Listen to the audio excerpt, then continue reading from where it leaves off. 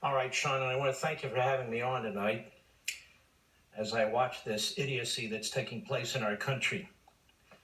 President Trump was addressing the content of the character of these four women, not the color of their skin.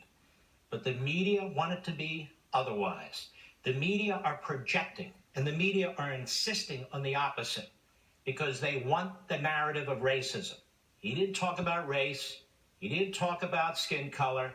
He didn't talk about religion. He talked about them, the content or lack thereof of their character.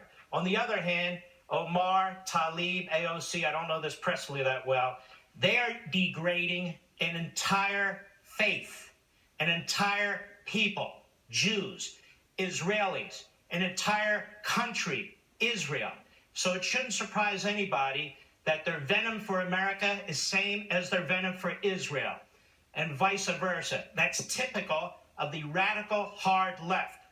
And the evidence is overwhelming that these women are anti-Semite bigots, and they don't hide it. They don't hide it. The BDS movement, their constant references to Hitler and the Third Reich and concentration camps. They have no knowledge of history. They've never visited these sites.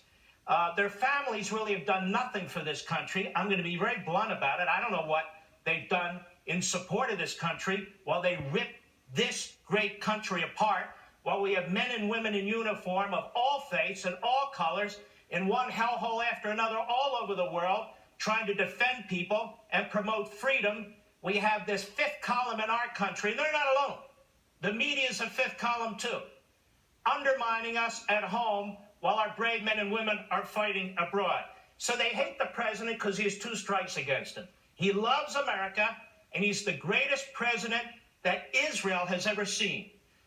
Recognizing their capital in Jerusalem, moving our embassy to Jerusalem, recognizing sovereignty of Israel over the Golan Heights, kicking the PLO the hell out of our country, cutting off funds for terrorists that are linked to the Palestinian Authority, and it's driving these three anti-Semites nuts. That's what's going on. Now, 50% of the hate crimes in this country are against Jews.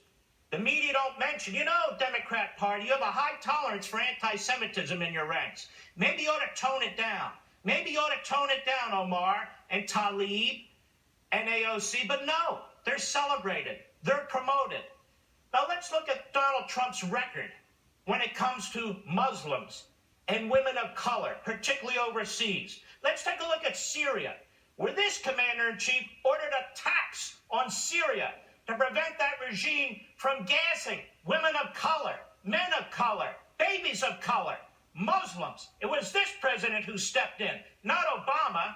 It's this president who ordered his military to destroy ISIS and the caliphate that was killing women of color, men of color, babies of color, Muslims, Yazidis and Christians too, but primarily Muslims. It's this commander-in-chief that oversees the war in Afghanistan to protect Muslims from the Taliban. That would be men, women, children of color. Now, what the hell have Omar and Tlaib and AOC done for men and women and children of color? Not a damn thing. Now, let's talk about the southern border. It's this president who said, look, and I didn't even agree with this, 1.2 million individuals who are here illegally, most of them south of the border, from south of the border. I'll give them legalization, maybe even citizenship, if we can cut a deal on immigration. The Democrats said no. Does that sound like a racist to you? It's this president who was prescient and said, secure the border. You have people coming into this country. Some of them are being kidnapped, little kids brought into this country. We need to have a rational, humane process for immigration. It's the Democrats who first said 10 years ago, secure the border, then called this a joke, a manufactured crisis. Now, they created the crisis. They created the lack of detention space. They created the lack of physical barriers. And now they blame the president who tried to prevent it. The media have allowed this to happen. They are a disgrace. They have a high tolerance for racism and anti-Semitism. Why? Because they are the mouthpiece for the hard left. This president is not a racist. This president is a patriot. Wow. That's why I call you the great one. Mark Levin, powerful monologue. Thank you, my friend.